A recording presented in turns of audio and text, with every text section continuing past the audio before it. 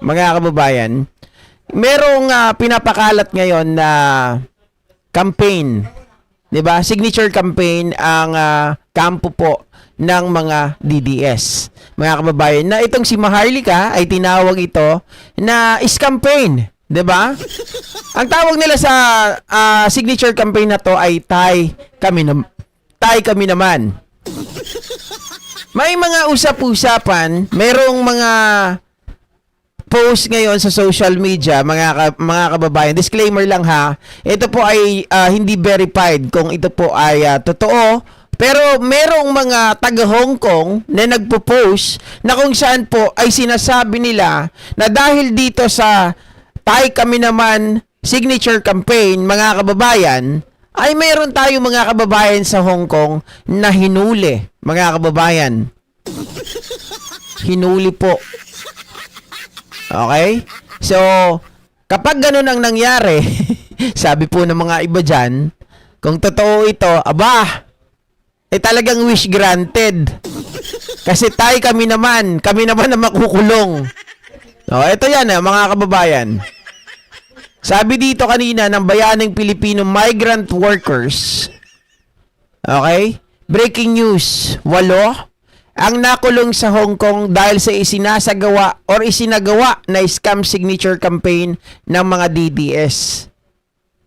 Yan, napakaraming mga kababayan, 3.2K anong tawag dito? Reaction at merong 1.2K comments. Dito pa lang to sa Bayaning Filipino Migrant Workers. So sabi rito kung babasahin natin, mga kababayan, mga mangmang kasi ang karamihan na DDS, walang matinong pag-iisip. Sabi dito, tutulungan sila ni Inday Lestay.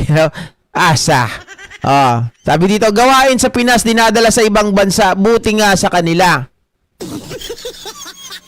Ay, hindi again mga kababayan, disclaimer, hindi natin alam kung ito ay totoo. Pero kung ito man ay totoo, mga kababayan, Diyos ko, mga DDS, mag-isip-isip naman kayo. 'Di ba? Bakit kayo mangangalap ng signature campaign? Kahit anong gawin niyo po, unang-una, nagtataka lang talaga ako, masyadong pinapaasa ng mga DDS, lalo na yung mga leaders, okay, na makakalaya pa si Digong Duterte. Kahit na na-sanction ng Russia ang ICC judges, kahit na sanction ng US ang ICC judges, mga kababayan, wala pong katotohanan na mapapalaya ang tatay niyong karton. Okay, hindi mangyayari yon. Kahit na sabihin natin nagrarant itong mga kababayan, isang judge, yung babae, di ba? Na sinasabi niya pati yung kanyang immediate family ay nakakaranas ng sanction, yung kanyang Western Union, yung kahit pag-book ng Uber, ng Grab, mga kababayan, yung kanyang bank account ay na-freeze. It doesn't mean na magko-close na po ang ICC. At hindi rin po ibig sabihin na naglabas ng sanction ang Russia, mga kababayan, dahil ngayon silang tinatawag na tawag dito, sentence in absentia. Okay? Hindi ibig sabihin nun, pwede na nilang damputin, mga kababayan, habang ang mga judge ay nasa ibang bansa. Like, kung ang mga judge na ito ay nasa Austria, nasa Netherlands, ay dadamputin ng Russia. Hindi po ganon, mga kababayan. Pero na lang kapag ang mga judges na to ay nagpunta sa Russia, doon sila pwedeng damputin at pwede silang makulong ng 15 taon. Okay? Huwag kayong magpakatanga. Tinuturuan na nga kayo nitong si Maharlika na ang pangyayaring ito ng Tay Kami Naman ay isang campaign. Scam. Dahil hindi po makakalaya si Digong. Pinapagod nyo lang yung sarili nyo. Pinapasakit nyo lang yung mga puso ninyo.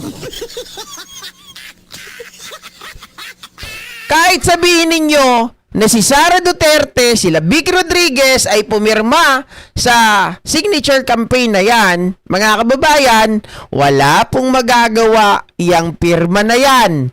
Okay? Walang magagawa yang pirma na yan na panawagan ninyo na palayain si Digong Duterte. Kasi ang kaso niya, crimes against humanity. At ano pa? War crimes, genocide, 'di ba? Extrajudicial killings. Oh. Diyos ko. Si Duterte na nga mismo ang nagsabi, mga kababayan, okay na siya doon. 'Di ba? Ayon po sa kanyang dating asawa. Na ang lahat ay nasa ayos na, tumigil na sila. Tanggap niya na yung pagkakakulong niya. Oh. Diyos ko.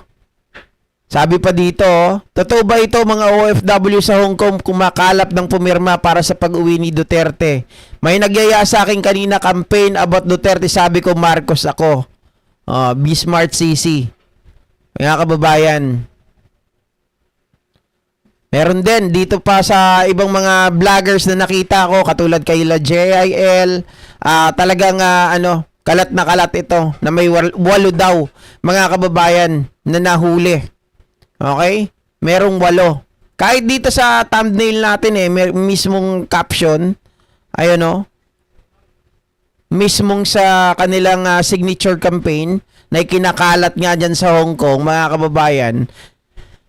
Bakit naman kasi? Diyos ko, huwag niyong igaya yung Pilipinas dyan sa ibang mga bansa. Dahil may sarili silang ruling dyan. Dito sa Pilipinas, masyadong maluwag. Huwag niyong dalhin sa ibang bansa na nasampulan na nga kayo noon eh. Di ba mabuti nga pumayag, mabuti nga tumulong si Pangulong Bongbong Marcos. Oh. Ito mga DDS, mga kababayan, ito, maliwanag to. Si Maharlika na nga nagsasabi sa kanila, huwag kayong maniwala dyan. Is campaign yan. Di ba? Mahina nga itong si Kaufman eh. Puro appeal ng appeal, mga kababayan. Pero yung appeal niya wala naman bago doon sa kanyang mga inaharap na argumento. Paulit-ulit. Sabi ni Solomon Dicano, lakay pakisabi kay Vic Rodriguez magtanod nang siya sa lang siya sa Quezon City. Miyo.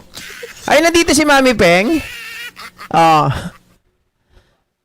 Tama, Mami Peng, no? Tapos si PBBM na naman ang tutulong sa kanila. Oy, guys, supportahan nyo rin po si Mami Peng. Di ko alam kung nagla-live pa ito. Si Mami Peng, masyado kasing busy itong, natin kaibigan natin, mga kababayan. Love namin yan si Mami Peng. Akala nila sila ang presidente ng mundo after signing, palalabasin na sa jail si Dutz. Eto na lang isipin nyo mga DDS. Mismo ang Senado, di ba? For humanitarian reason. Bumoto ang Senado. Mga kababayan, ano yung binoto ng Senado? Magkakaroon na ng house arrest itong si Digong Duterte. Tama? House arrest. Pinagbigyan ba ng ICC yon? Hindi. Mga kababayan, hindi. Kasi, unang-una, mga ka-GP Natics, paano naman yung mga biktima? Paano naman yung tumatawag ng hustisya, naghahanap ng hustisya? 'Di ba? Wala pa tayong naririnig na pagdating sa ganitong bagay ay palalayain. Na may kinalaman po sa crimes against humanity. Maliban na lang siguro yung mga hindi naman mga main player. 'Di ba? Pero ito alam naman natin maraming admittance na ginawa si Digong Duterte. Marami po siyang mga video, 'di ba? Na sinasabi niya totoo lahat ng ibinibintang laban sa kanya. Kaya mga ka-GP Natics, meron pa nga sa Quadcom under oath 'yon.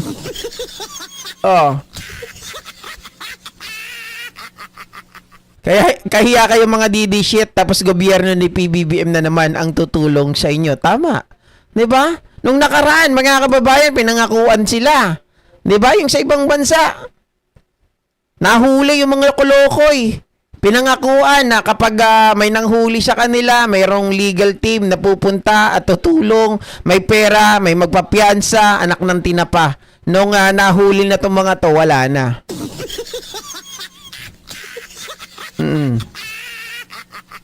Kakampi naman nila ang China kaya hindi sila uhulihin, sabi ni Victor Manuel. Sabi ni Banji Zan, sabi nga, birds of the same feathers, sama-sama sila, puro bobo. Pag di nag-run si Digong, sisisihin na naman nila si BBBM. Ano pa nga ba? 'Di ba? Ang mahirap kasi sa mga to, masyado silang umaasa dun sa mga leaders nila. Nawala na. Kahit anong gawin natin, ang bola nasa kamay na ng ICC. At saka, mga kababayan, isa pa, paano makakalaya yun? Yung mga naratibo ng mga DDS, si Sara Duterte, sabi niya, mga kababayan, itong ICC daw, anong unang naratibo niya? Ito daw ay kidnapper. Sumunod na naratibo niya, mga kababayan, itakas si Digong Duterte. Palagay ninyo, mga ka-Jeepinatics, doon sa mga antics nila yan, sa mga sinasabi nila na bad tungkol sa ICC, mapapabuti ba yung ugnayan nila sa ICC para pagbigyan si Digong? Hindi. Di ba kaya nga sabi ng judge dito, flight risk ito. Lalong-lalo na, malakas pa ang impluwensya nito ni Digong Duterte sa Senado, sa Kongreso, dyan sa Davao. Di ba? Kapag ito pinalaya nila, hindi na to makakabalik. Hindi na to babalik. Magtatago na to. Ang bobo hanggang dulo, magiging bobo yan. Yan ang ugali ng DD shit. Sabi niya Sir Hamer Nova. Ayun, di ko mabasa ng buo. Wait. Sabi ng asawa ko, nasa Hong Kong nahuli. Ay, totoo. Mga kababayan, hindi pala to. Kasi sabi nung asawa daw ni Hamer Nova, ay talagang confirm daw ito na mayroong mga nahuli. Sana nga makapagbigay yung asawa mo, Sir Hamer Nova, na mga litrato pa o larawan at mga mensahe na para maipakita natin na yung katangahan ng mga DDS kaya nahuhuli sila. 'Di ba? Pero mo maniwala ka ba naman dito? Diyos mio Marimar. Kahit anong gawin ninyo, magtatatumbling kayo diyan, ha? Wala, hindi kayo pagbibigyan ng ICC. Kaya yung Harry Roque, yung tanong mo, paano kung ang mga judges ng ICC ay arestuhin ng Russia? Tanong, Harry Roque. Tanga ba yung mga judges ng ICC para pumunta sa Russia? Para sila ay maaresto? Natural hindi. Bakit? Ganito lang yan Ikaw nga ayaw mong umuwi Dahil maaaresto ka kapag ikaw ay umuwi. Natural sila din, mga kababayan, hindi rin sila pupunta ng Russia para yung kanilang sarili ay ilagay sa alanganin. Remember ang sanction. Remember ang court decision ng Russia. 15 years na pagkakakulong. Pupunta ka ba doon sa Russia para lang magpahuli? Tanga! Diba? May pa what if kapang nayupak kang bakla ka? Buti wala si Ma'am Luz Biminda Martinez, kung hindi, mayayari na naman ako. Nakakabuisit Mga kababayan, what if hulihin ng Russian government ang mga judges ng ICC? Makakalaya na si Digong? Wait na lang tayo. Sabing ganon? Utot mo. Mga, Diyos ko. Ano yun, lahat sila? ICC judge pupunta sa Russia, magpapahuli para lang ilagay yung sarili nila sa alanganin, magpapakulong ng 15 years? Hindi ba naman na bobong sintu-sintu Bobo na sintu-sintu pa itong si Harry Roque. Ang dami kasing mga Pilipino, uto-uto pa rin Dapat ina-analyze yung maigi, yung sinasabi ng mga kampon nyo, kampon ng kadiliman at kasamaan. Alright, so, ayan mga kababayan ha. Suportahan nyo rin po si Mami Peng. Malapit na yan, magla-live na ulit yan. Di ko alam kung nagla-live siya kasi hindi talaga ako nakakapanood ng ibang mga live. Maliban na lang kay Tita Karks na kahit papano, mga kababayan, may nagsisend sa akin na siya ay nagla-live. O kaya pag open ko ng YouTube ay nakikita ko naka-live. Si Mami Peng, di ko alam kung nagla-live na to o busy pa. Di ba? Pero supportahan nyo si Tita Carclea, si Mami Peng, mga kababayan. At syempre, ang inyong abang lingkod. Sa mga hindi nagla-like dyan, mag-like na kayo. Kundi, magiging kamukha ko kayo. Ay, kamukha kayo ni Harry Roque. Alright, so ayan mga kababayan, hanggang dito na lamang po ang ating programa ngayong araw, ngayong gabi. Magkita-kita po muli tayo bukas. Maraming salamat at ingat.